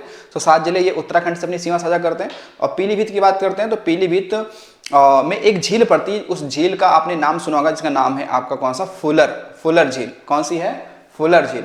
तो पीलीभीत में एक झील है कौन सी, तो फुलहर झील है। और इस झील से एक नदी निकलती है कौन सी, उस नदी का नाम है गोमती नदी निकलती है। ठीक है, उद्गम होता है पीलीभीत में। ध्यान रखना, इससे हम लोग कहते हैं बांसुरी नगरी कहते हैं ना, बांसुरी नगरी कहते हैं, बड़ी फेमस है ये, ठीक है। और यूपी में क्या लगते हैं, सबसे कम मेले लगते हैं हमारे यूपी में, सबसे कम मेले, सबसे कम मेले लगते हैं, ठीक है। 2 लगते हैं वर्ष में, ठीक है। तो 2 मतलब ये कह सकते हैं कि वर्ष में कितने मेले लगते हैं, तो वर्ष में केवल 2 ही मेले लगते हैं। तो ये आपका सवाल रहा उत्तराखंड से आपके 7 जिलों से लेकर, ठीक है। अगला क्वेश्चन देखिएगा, उत्तर प्रदेश का कौन सा जिला छत्तीसगढ़ के साथ सीमा साझा करता है, सोनभद्र, कुशीनगर, बलिया, मथुरा। तो जो इसमें आप देखेंगे जो सही आंसर है ना आपका, वो हो जाएगा कौन सा, सोनभद्र हो जाएगा। मैंने आपसे बताया ही था कि सोनभद्र जो है वो भारत के 4 राज्यों से अपनी सीमा साझा करता है। छत्तीसगढ़ तो है ही है, लेकिन छत्तीसगढ़ के साथ साथ देखा जाए तो झारखंड और मध्य प्रदेश, बिहार और इसके अलावा हो गया कौन सा, छत्तीसगढ़। ये 4 राज्यों की सीमा साझा करता है कौन, सोनभद्र। कौन, सोनभद्र करता है। बाकी कुशीनगर, बलिया, ये दोनों किससे लगे हुए हैं, ये दोनों लगे हैं आप देखेंगे तो बिहार से लगे हैं। ये किससे लगे हैं, बिहार से लगा है। मथुरा देखा जाए तो मथुरा किससे लगा है, तो मथुरा लगा हुआ है आपका राजस्थान से। कौन सा है, राजस्थान से, ठीक है, राजस्थान से, ठीक है। अच्छा, मथुरा से ध्यान रखिएगा कि मथुरा में केसी घाट है, केसी घाट, ठीक है। पूछा जाए कि केसी घाट कहाँ पे है, तो बताना जो केसी घाट है ना वो मथुरा में है। नहीं तो बच्चों को जब आता है ना घाट के बारे में नाम आता है तो बनारस चले जाते हैं। बनारस से क्या हो जाएगा, सवाल गलत हो जाएगा। बनारस घाटों की नगरी तो कहते हैं, ठीक है, गंगा के किनारे 84 घाट हैं, लेकिन सारे घाट मतलब हर घाट तो नहीं होंगे, तो इसलिए केसी घाट जो है ना वो मथुरा में है। कहाँ पे, आपको मथुरा में ध्यान रखना है, ठीक है। चलिए अगला क्वेश्चन देखिएगा। क्वेश्चन है, उत्तर प्रदेश का दक्षिण पठारीय भाग का ढलान किस दिशा में है, उत्तर से दक्षिण की ओर, दक्षिण से उत्तर की ओर, पश्चिम से पूर्व की ओर, पूर्व से पश्चिम की ओर। तो अच्छा देखिएगा, जब हम लोग यूपी का हम लोग मानचित्र जब हम लोग देखते हैं तो इससे हमें कुछ अंदाज़ा लगता है, इसकी प्रकृति हमें समझ में आती है कि हाँ कि ठीक है इसका क्या रोल है। देखिएगा, अब दक्षिण मतलब यूपी का दक्षिणी पार्ट कौन सा है, तो यही वाला तो है दक्षिणी भाग, ठीक है। तो हमने ये देखा है, ये आपका क्या है, ललितपुर जिला है। कौन सा, ललितपुर है। ये कौन सा आपका, सोनभद्र है। नीचे कौन सा राज्य है, तो नीचे राज्य है मध्य प्रदेश। नीचे कौन है, मध्य प्रदेश। तो अब आपने देखा होगा बहुत सारी नदियां इस एमपी से निकलती हैं और यूपी के दक्षिणी हिस्से में प्रवाहित होते हुए चली जाती हैं। जैसे अगर इसमें से मैं अगर बात करूं, जैसे देखिएगा, एक तो नदी कौन सी है, बेतवा नदी। कौन सी है, बेतवा। तो बेतवा नदी आप देखोगे तो बेतवा नदी कहाँ इंटर करती है, तो ये करती है कहाँ पर, तो ये करेगी कहाँ पर, तो ललितपुर जिले में इंटर करती है, ठीक है। ललितपुर जिले में क्या करती है, इंटर करती है यहाँ पे, ठीक है। ये नदी कौन सी है, तो ये नदी है कौन सी, बेतवा, ठीक है। फिर देखेंगे एक नदी आपकी कौन सी होगी, केन भी होगी। कौन सी होगी, केन भी देखो जा रही ऐसे ही। फिर देखो एक आपकी नदी कौन सी होगी, सोन होगी। कौन सी होगी, सोन होगी। फिर उसके बाद आगरा से इंटर करेगी कौन सी, चंबल नदी। कौन सी होगी, चंबल नदी होगी, ठीक है, चंबल नदी होगी। इसी में क्या होगी, सिंध होगी। कौन सी होगी, सिंध होगी, ठीक है, काली सिंध होगी। तो हमने देखा कि ये नदियाँ एमपी से निकल के यूपी में क्यों आ रही हैं, यूपी में क्यों आ रही है, रीजन यही है ना कि यानी कि एमपी से यूपी वाले हिस्से में क्या है, ढाल होगा, यानी स्लोप होगा, नहीं स्लोप होगा। तो इसीलिए तो नदियाँ, क्योंकि नदियाँ हमेशा ढाल का अनुसरण करती हैं, हमेशा ढाल का अनुसरण करती हैं। तो इसलिए देखा जाए कि यूपी का जो दक्षिणी भाग है ना, इसका ढाल कैसे है, तो ये तो रहा क्या, ये तो रहा उत्तर का, दक्षिण का हिस्सा, और यह उत्तर का हिस्सा, तो यानी कि दक्षिण से उत्तर की तरफ है। इसलिए ऑप्शन क्या सही हो जाएगा, इसलिए ऑप्शन सही होगा दक्षिण से उत्तर की ओर, ठीक है, दक्षिण से उत्तर की ओर ऑप्शन आपका सही हो जाएगा, ठीक है। देखिए अगला क्वेश्चन देखिएगा। क्वेश्चन अगला है कि उत्तर प्रदेश में सर्वाधिक वर्षा वाला क्षेत्र है, मतलब ज्यादा वर्षा कहाँ होती है, तराई क्षेत्र में, पश्चिम गंगा मैदान में, पूर्वी गंगा मैदान में, या मध्य गंगा क्षेत्र में। तो देखो जो सही आंसर है उसमें आपका कौन सा है, तराई क्षेत्र में, ठीक है। कौन सा है, तराई क्षेत्र में। तराई क्षेत्र कौन सा है, नेपाल से जो लगा वाला हिस्सा है ना वही तो है। और तराई क्षेत्र लगभग कैसा होता है, जो लोग दलदली भूमि से आच्छादित होता है आपका तराई क्षेत्र। इधर देखिएगा, हम लोग जो भारत की स्थिति को हम लोग देखते हैं कुछ इस तरीके से,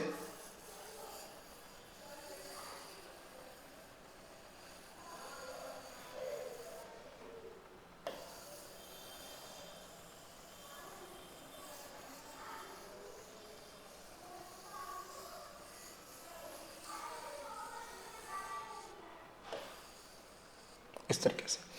अब यहाँ पे इस साइड में देखेंगे, इस वाले पार्ट में, तो यहाँ पे क्या है, बे ऑफ बंगाल है। क्या है, बे ऑफ बंगाल है। इधर क्या है आपका, अरब सी है, अरब सी है। लेकिन अब इसी में एक चीज और भी आप देखेंगे, तो बंगाल की खाड़ी से जो मानसून उठता है, यहाँ से जो मानसून उठता है, तो अब देखो ये जो मानसून जब चलना शुरू करेगा, मानसून जब चलना शुरू करता है तो देखो ये इस तरीके से एंटर करेगा, इस तरीके से, और ऐसे आगे जाएगा और यहाँ तक इधर चला जाएगा। तो यानी कि आपने ये देखा, तो यहीं पे तो आपका क्या है, यहीं पे आपका यूपी क्षेत्र है, नहीं यहीं पे यूपी है, यहीं पे बिहार है, ठीक है, यहीं पे बिहार है। तो यानी आप देखोगे कि जब मानसून जहाँ से वो चलता है और जैसे जैसे वो आगे बढ़ना शुरू करता है, तो वैसे वैसे उसमें वर्षा की मात्रा और उसकी अवधि दोनों ही कम होना शुरू हो जाती है। तो इसका मतलब, तो हमने ये देखा कि यूपी का जो पूर्वी क्षेत्र होगा, जो पूर्वी क्षेत्र होगा वहां पे वर्षा की मात्रा क्या होगी, ज्यादा होगी, और जैसे जैसे यूपी के पूर्व वाले क्षेत्र से पश्चिम की ओर बढ़ते जाएंगे, वैसे वैसे वर्षा की मात्रा कम होती जाएगी।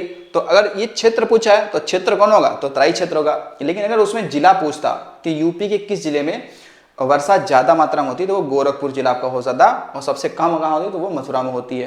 क्योंकि मथुरा क्या है, यूपी के सबसे पश्चिमी वाले हिस्से में है नहीं, और पूरब में क्या है आपका गोरखपुर वाला हिस्सा है। तो आपने पढ़ा ना कि मानसून जब चलना शुरू करता है, तो वो जैसे जैसे वो समुद्र से दूरी बढ़ती जाती है, वैसे वैसे उस मानसून में वर्षा की जो मात्रा है वो कम होती जाती है, और उसकी जो अवधि होती है वो भी कम होती जाती है, ठीक है। तो बाकी अगर ये देखेंगे कि क्षेत्र कौन सा, तो क्षेत्र कौन सा का, तराई हो जाएगा, ठीक है। लेकिन अगर ये पूछता, जिलों की बात करता ना, तो जिला अगर पूछता, अगर जिला पूछता, तो जिले में अगर बात करते हैं सर्वाधिक की और न्यूनतम की, न्यूनतम की, तो सर्वाधिक कहाँ होगा, तो सर्वाधिक हो जाएगा आपका गोरखपुर में, और न्यूनतम कहाँ हो जाएगा, तो मथुरा में हो जाएगा। कौन हो जाएगा, मथुरा में हो जाएगा, ठीक है। तो वैसे देखेंगे, तो जब हम लोग क्या करते हैं, पूरब से पश्चिम की ओर बढ़ते हैं, तो वैसे वैसे वर्षा की मात्रा कम हो जाती है। जैसे आप देखोगे यहाँ पे मेघालय वाले क्षेत्र में वर्षा ज़्यादा होती है, ठीक है। जो आपका हिस्सा है मेघालय में मासीराम, वहाँ पे वर्षा पूरे वर्ल्ड में सबसे ज़्यादा होती है। जैसे बंगाल में बढ़ेंगे उससे थोड़ी कम वर्षा होगी, बिहार में बढ़ेंगे तो उससे थोड़ी कम वर्षा होगी, यूपी में बढ़ेंगे तो उससे थोड़ी कम वर्षा होगी, आगे बढ़ेंगे इधर राजस्थान की तरफ तो उससे कम वर्षा होगी, है नहीं। और वर्षा देखेंगे तो बहुत ही कम हो जाएगी, कहाँ पर, तो राजस्थान के पश्चिमी हिस्से पर वर्षा सबसे कम हो जाती है, ठीक है। लेकिन सवाल जब कभी भी ये आ जाए कि भारत में सबसे कम वर्षा वाला क्षेत्र कौन सा है, तो वो फिर लेह लद्दाख होगा। ध्यान रखिएगा कि भारत में सबसे कम वर्षा कहाँ होती है, तो लेह लद्दाख में होती है। उससे थोड़ी ज़्यादा यानी कि सेकंड सबसे कम वर्षा कहाँ होती है, तो वो फिर आपका राजस्थान में होती है, ठीक है। सबसे कम वर्षा वाला क्षेत्र कौन सा है, तो लेह लद्दाख। सबसे अधिक कौन है, तो मानसीराम मेघालय। ये बात चल रही है भारत के परिप्रेक्ष्य में। लेकिन यूपी में कौन हो जाएगा, यूपी में सबसे अधिक वर्षा कहाँ होती है, तो गोरखपुर में होती है, और सबसे कम वर्षा कहाँ होती है, तो मथुरा में होती है, ठीक है। तो ये भी ध्यान रखिएगा आप, ठीक है। तो मानसून को आप समझ पाए होंगे थोड़ा सा, ठीक है। चलिए अगला चलते हैं, क्वेश्चन नंबर 28। 28 ये है कि बुंदेलखंड क्षेत्र में ग्रीष्म ऋतु में सर्वाधिक औसतन तापमान होने का कारण क्या है। भूमध्य रेखा से निकट का होना, कर्क रेखा से निकट का होने के कारण, मकर रेखा से निकट होने के कारण, भारतीय मानक समय रेखा से निकट होने के कारण। तो वैसे तो इसमें जो सही आंसर है वो आपका कौन सा है, उत्तर प्रदेश का सबसे अधिक वर्षा वाला जिला कौन है। देखो यहाँ पे आपका क्या आ गया, यहाँ पे आ गया उत्तर प्रदेश का सबसे अधिक वर्षा वाला जिला। तो हमने क्या पढ़ा, सबसे अधिक वर्षा वाला जिला कौन है, गोरखपुर है, ठीक है। कौन है, सबसे अधिक वर्षा वाला गोरखपुर है, और गोरखपुर में सर्वाधिक गेहूं की खेती होती है, सर्वाधिक गेहूं की खेती भी होती है, ठीक है, खेती होती है। इसके अलावा गोरखपुर जो है वो राप्ती नदी पर स्थित है, ठीक है। और इसके अलावा यहीं पर आपको मिलेगा क्या, सहगौरा का ताम्रलेख मिलेगा, ठीक है। जहां पे अकाल पड़ने का मतलब, जहां पर मतलब अकाल पड़ने का एक साक्ष्य मिलता है कि अकाल पड़ा था यहाँ पर, तो यहाँ पे अनाज वितरित किया गया था। तो सहगौरा का ताम्रलेख कहाँ पे है, तो गोरखपुर में है। और गोरखपुर में ही ध्यान रखिएगा कि यूपी का पहला यहाँ पे क्या होने जा रहा है, तो महिला विश्वविद्यालय खुलेगा, ठीक है। विश्वविद्यालय खुलेगा, ठीक है, विश्वविद्यालय खुलेगा।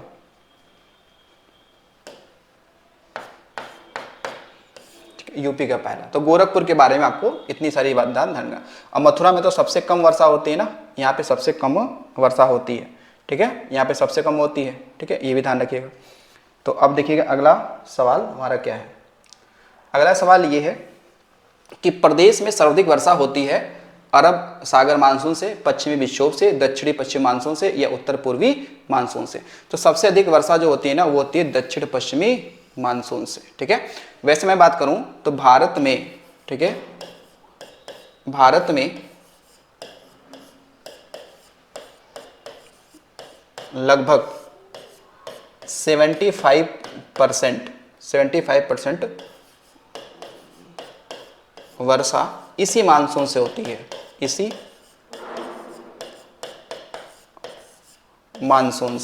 मानसून से होती है, ठीक है।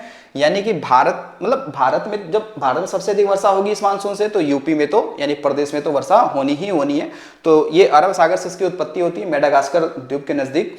तो दक्षिण पश्चिमी मानसून से भारत में लगभग 75% वर्षा इसी मानसून से होती है। किससे, इस वाले से मानसून से होती है, ठीक है। अब देखो यहाँ पर एक सवाल आपसे इससे बनेगा, यहाँ से उत्तर पूर्वी मानसून से। इससे ध्यान रखना है कि शीतकालीन या सर्दियों के समय, ठीक है,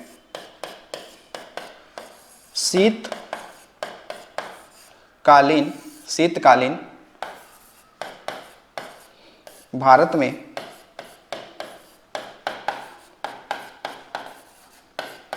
सर्वाधिक वर्षा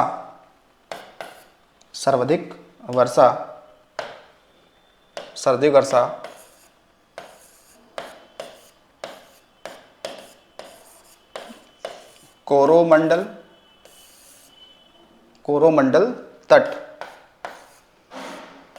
जिसे हम लोग चेन्नई का तट कहते हैं, चेन्नई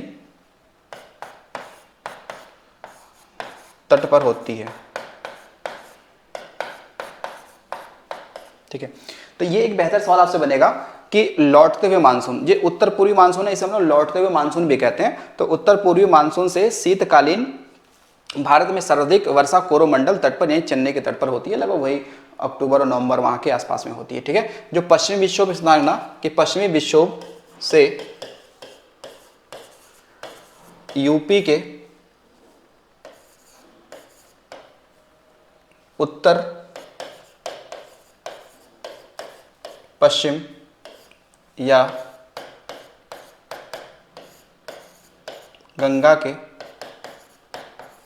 मैदान में शीतकालीन वर्षा होती है, शीतकालीन